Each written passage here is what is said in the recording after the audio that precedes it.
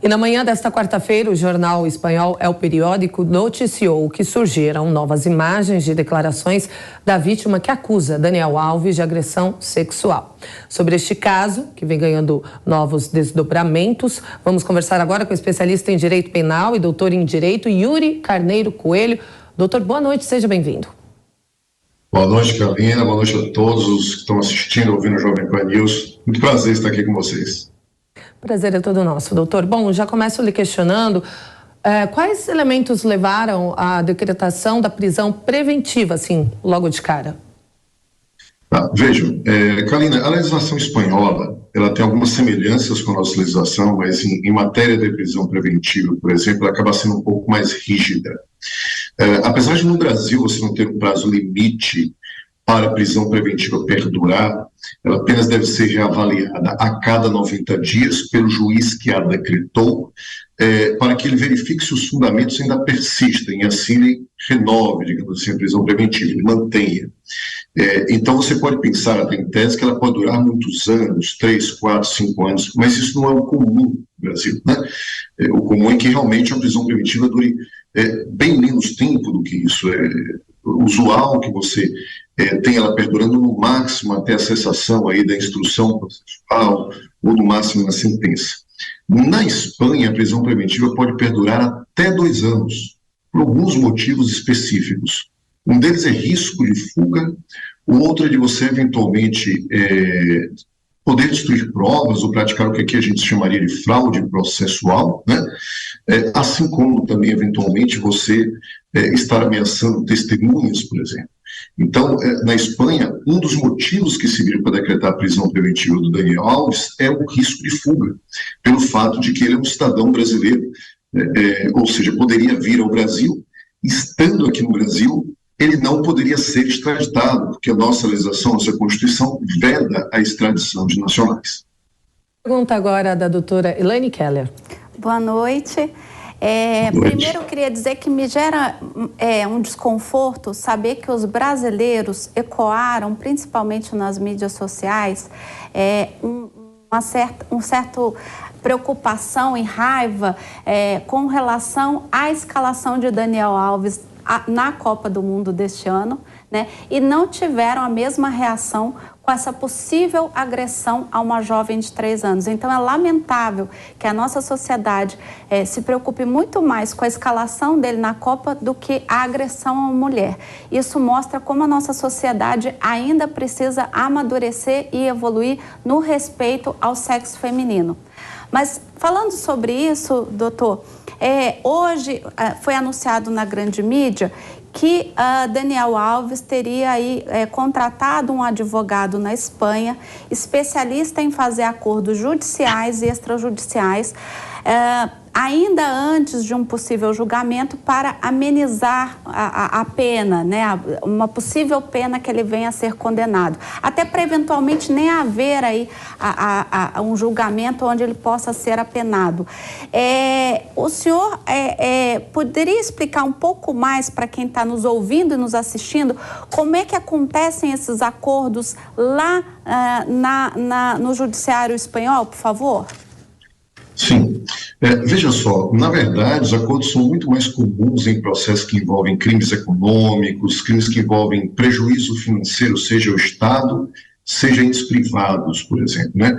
O advogado que ele contratou foi o mesmo caso, salvo engano, o mesmo advogado do caso Barcelona e Neymar, salvo engano, tá? Um advogado muito conhecido na Espanha, realmente, digamos que seja um advogado de um dos grandes escritórios de advocacia da Espanha. Eu não acredito, sendo sincero, que se tenha qualquer possibilidade de acordo que evite, por exemplo, a prisão do Daniel Alves nesse caso. Não estou aqui prejulgando, mas analisando com base no que nos foi apresentado até o momento, que realmente é sério contra ele, e concordo plenamente com a crítica que você fez aí anteriormente. É lamentável que a gente se preocupe mais com a escalação do que com a possível agressão sexual. Eu acho que ele tem o direito à defesa, à ampla defesa, ao contraditório, ao devido processo legal, mas devemos estar atentos de que a violência sexual tem que ser completamente afastada de nosso cotidiano. E digo mais precisamente violência sexual contra a mulher, porque 90 e tantos % dos casos envolvem a mulher, né? Envolve o público masculino, geralmente em casos de pedofilia, em casos infantis, na idade adulta. Eu sempre digo, na minha experiência de 20 anos de advocacia, de ensino em sala de aula, que as mulheres sofrem violência sexual desde o momento em que muitas vezes nascem, quando são bebês, até a idade de idosas. As idosas são violentadas. E temos que afastar isso de nossa sociedade. Agora, neste caso, eu lhe digo que eu acho um pouco provável que as provas estão se encaminhando para uma situação, provavelmente, de denúncia pelo Ministério Público da Espanha, muito confortável, eu diria isso. Eles são muito rigorosos com crimes sexuais. Já existem indícios de provas periciais razoáveis demonstrando que houve a prática do ato sexual. A palavra da vítima lá na Espanha, aqui no Brasil, ela já é considerada razoavelmente pelos tribunais, tá, como uma prova forte, como indício decisivo, quando não há contradições. O STJ, o STF pensa dessa maneira, e na Espanha os tribunais dão à palavra da vítima uma força ainda maior do que o que se tem no Brasil. Se você, junto com outras provas, entender que o comportamento da vítima, sua palavra, o seu depoimento está coerente, isento ali de contradições, a tendência é que a palavra dela seja considerada fortemente para eventual condenação, denúncia e condenação. Então, a situação que se apresenta para ele é uma situação realmente grave, sabe? Não é uma situação muito simples que se apresenta hoje para o Daniel Alves. E a prisão preventiva dele pode até vir a cair, pode até vir a ser relaxada, trocando-se, por exemplo, por uma cassação digamos que a retenção do passaporte, proibição de sair da Espanha, prisão domiciliar, uma série de medidas podem ser aplicadas na Espanha também para isso. A questão é, será que o tribunal espanhol vai ceder a isso diante da gravidade das acusações e do conjunto das provas que vem surgindo a cada dia, né? É possível, a gente não pode atestar que não seja, tá? Mas o prazo para ele poder questionar isso já está se esvaindo. Eu acredito que até semana que vem a gente deve ter notícias mais concretas de algum funcionamento do tribunal. Tem sede habeas corpus na Espanha, se ele vai responder em liberdade ou não este processo. E se ele não responder em liberdade, eu lhes digo, aí a tendência é que haja uma situação talvez de uma opressão até pela sua condenação, porque quando a pessoa às vezes é solta em determinados casos, isso meio que se torna um pouco esquecido do ponto de vista prático, né? Eu estou falando aqui do ponto de vista do que ocorre, muitas vezes nos julgamentos, no judiciário, mas tecnicamente ele pode até responder em liberdade, a legislação espanhola permite, se houver a substituição por outras medidas, que nós chamamos aqui de medidas cautelares pessoais diversas da prisão. Agora, doutor, não tem como não lembrar também do caso Robinho, né? Também um jogador brasileiro acusado de estupro coletivo lá em 2013. Por que o Robinho não está preso também? Qual a diferença dos dois casos? É que o Robinho, na verdade, ele está no Brasil, não há, na realidade, a possibilidade de extraditar o Robinho. Alguns têm entendido e têm defendido, alguns juristas há algum tempo, de que seria possível, em tese, você fazer um cumprimento de sentença estrangeira, homologação de sentença estrangeira para cumprimento de pena dele aqui no Brasil. Na minha compreensão, eu questiono muito o entendimento desses, porque a situação da homologação de sentença estrangeira pelo STJ, a minha compreensão não alcança esses casos, como o caso de Robinho. Na verdade, a situação dele é mais complexa para cumprimento de pena, porque ele está no Brasil, o Brasil não pode extraditá-lo. Só há uma forma, Carolina, do brasileiro, digamos, cumprir pena fora do Brasil por algum crime cometido fora do país, estando no Brasil. Se ele cometer algum delito próprio do Estatuto Penal de Roma, submetido a julgamento pelo Tribunal Penal Internacional de Roma, e for entregue pelo Estado brasileiro. Que o instituto da entrega ele é diferente da extradição. E Robinho, como brasileiro nato, não pode ser extraditado. Isso não impede, entretanto, por exemplo, no caso de Daniel Alves, que eventualmente o Poder Judiciário brasileiro, um processo do Ministério Público no Brasil, investigue o processo, mas seria preciso cumprir algumas condições. entre elas cumprir os pré-requisitos do artigo 7º, inciso 2 do Código Penal, combinado lá com o seu parágrafo 2º, que determina que, para que, neste caso, como o do Daniel Alves, ele possa, em tese, ser investigado e até condenado a cumprir pena no Brasil, ser aplicada a lei brasileira, ele teria que voltar ao Brasil, ele teria que entrar em território nacional. Então, vai ser muito difícil nós aplicarmos a lei penal brasileira a ele, ou ele eventualmente vir cumprir pena aqui, porque ele precisaria entrar no território brasileiro. Para isso, objetivamente, ele teria que ser libertado lá na Espanha, né? Ou seja, cessar a prisão preventiva e permitirem a saída dele do país, o que, aí eu lhes digo, eu não acredito nessa possibilidade.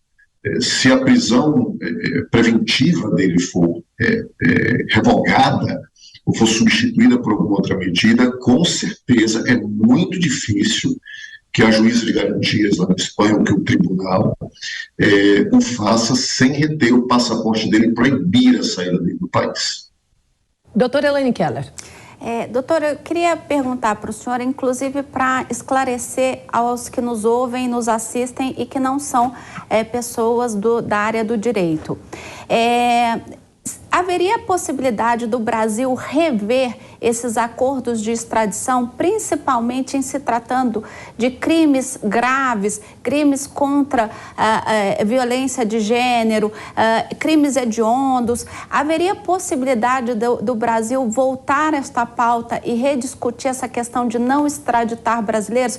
Porque a gente tem visto aí agora uma constante impunibilidade para esses atletas. Eu tenho falado aqui no FEST, doutor, que o futebol é o esporte tradicional do Brasil, né? As nossas crianças, os nossos adolescentes, eles se inspiram nesses jogadores. E é muito ruim ter esse tipo de situação vivido aí pelos atletas como exemplo para a nossa juventude.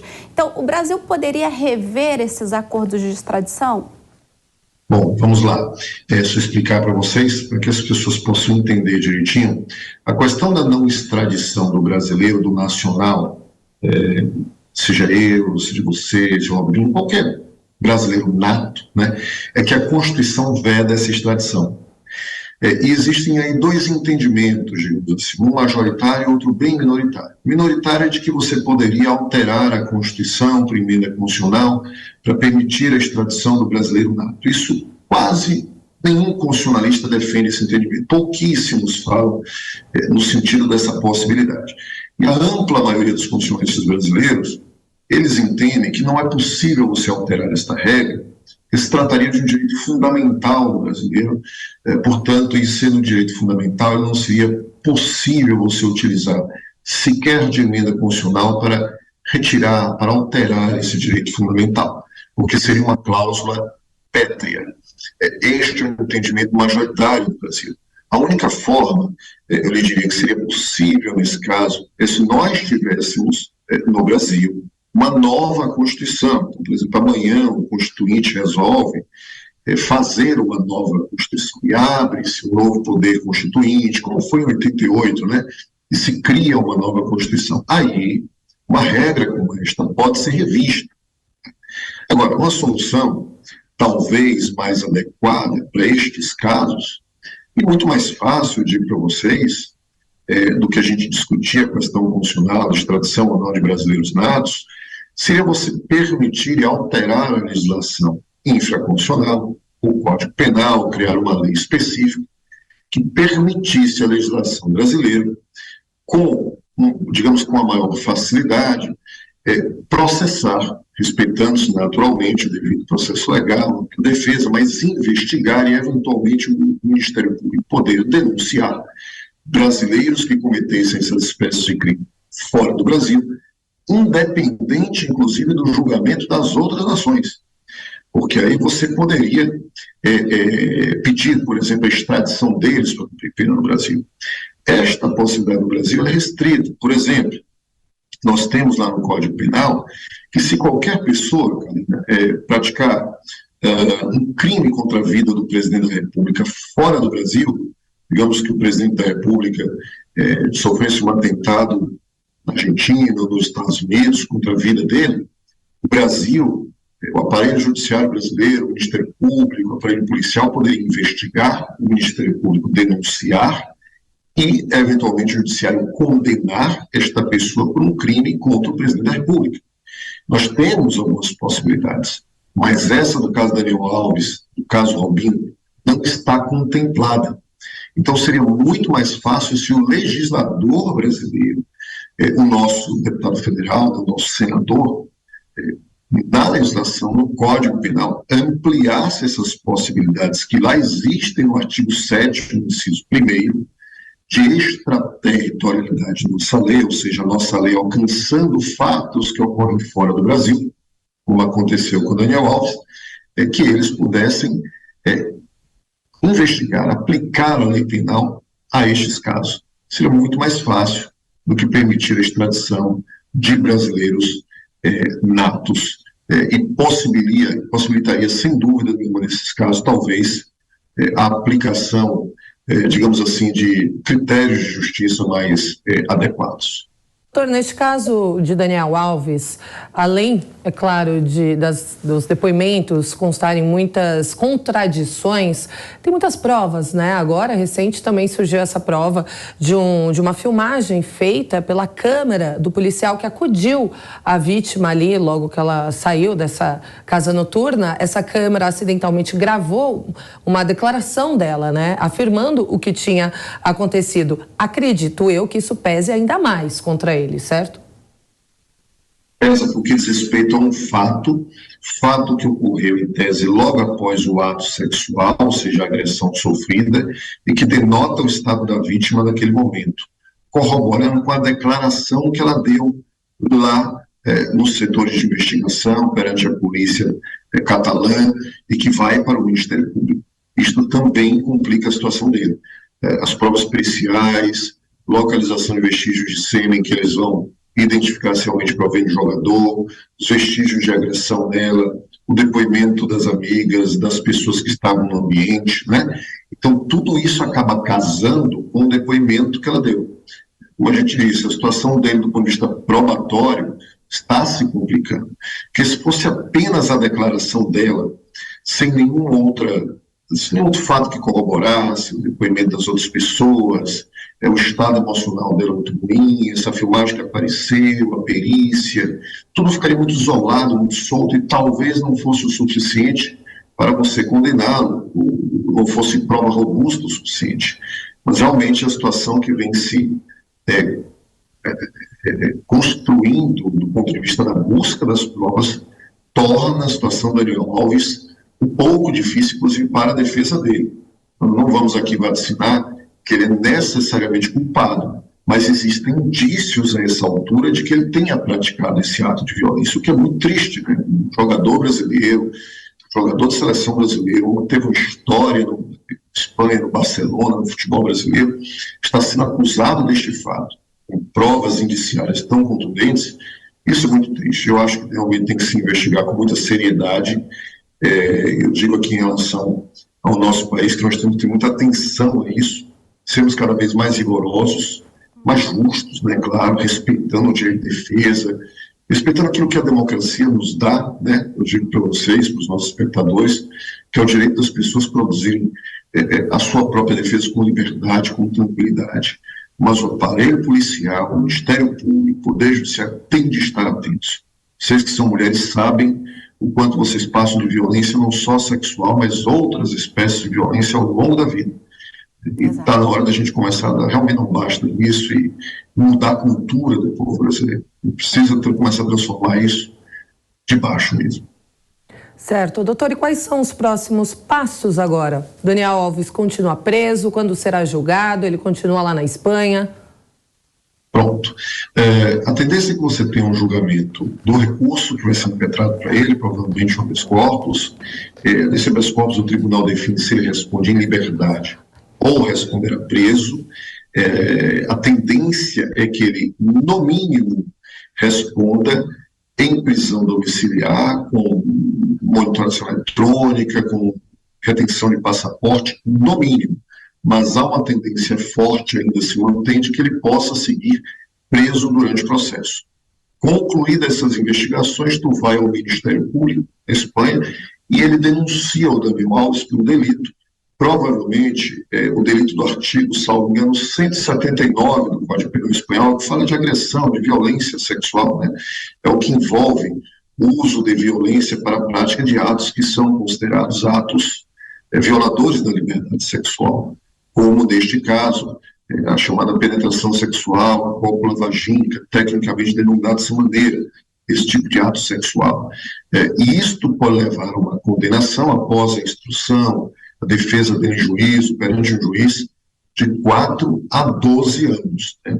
De 4 a 12 anos, cabendo ainda dessa decisão do juiz de primeiro grau na Espanha, recurso para o Tribunal Superior da Espanha. Doutora.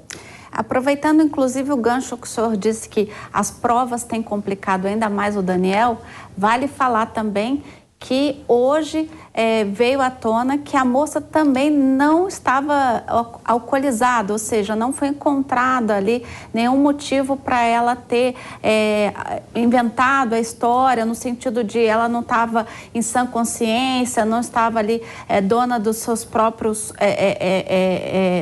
atos, né? Não, parece que a moça realmente não tinha ingerido nenhuma gota de álcool. Então, isso também complica ainda mais Daniel Alves, né? Mas, doutor, só para encerrar, eu queria perguntar para o senhor voltar um pouquinho na história do Brasil ter aí uma lei mais rigorosa com relação à punição desses crimes cometidos no exterior. O senhor disse, então, que é possível fazer isso através de uma mudança aí na nossa legislação penal, né?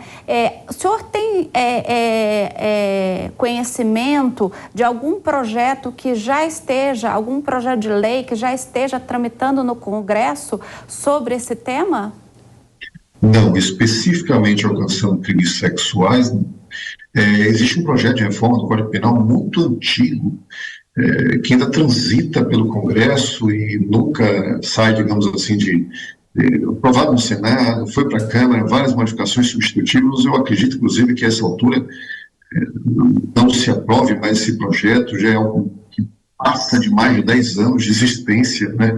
No Brasil às vezes demora um pouco, mas isso seria resolvido realmente nesse sentido com um simples projeto de lei de um deputado, claro, fazendo de forma correta, adequada do ponto de vista da técnica, alterando o artigo 7º do nosso Código Penal, no seu inciso 1º, incluindo as hipóteses de crimes praticados por brasileiros fora do país em casos de violência sexual, crimes sexuais, dentre aquelas alíneas do artigo 7º, inciso 1º do nosso Código Penal. Um projeto de lei incluindo ali possibilitaria, nesses casos, digamos que se processasse casos como o do Daniel Alves, né? Bastaria você fazer uma alteração legislativa adaptando essa situação para punir brasileiros que eventualmente praticassem crimes sexuais no estrangeiro, pudessem ser objeto de ação penal no Brasil. Portanto, não precisaria a gente se angustiar com uma discussão constitucional de brasileiro nato ou não, bastaria fazer essa alteração, que aí você poderia investigar aqui no Brasil, e há mecanismos de você fazer cooperação judiciária internacional em matéria de provas, em matéria probatória, você pegar provas entre estados produzidas lá, submeter o contraditório aqui no Brasil, isso tem uma série de mecanismos processuais que permitiriam isso, para que você pudesse, respeitando os direitos de defesa do investigado, ter a possibilidade de punir esses casos aqui no Brasil também. Tá certo, conversamos então com o especialista em Direito Penal e doutor em Direito, Yuri Carneiro Coelho. Doutor, muito obrigada pelos esclarecimentos, pela entrevista, foi excelente. Boa noite para o senhor. Boa noite. Boa noite para vocês, um grande abraço a todos da Jovem Pan. Obrigada.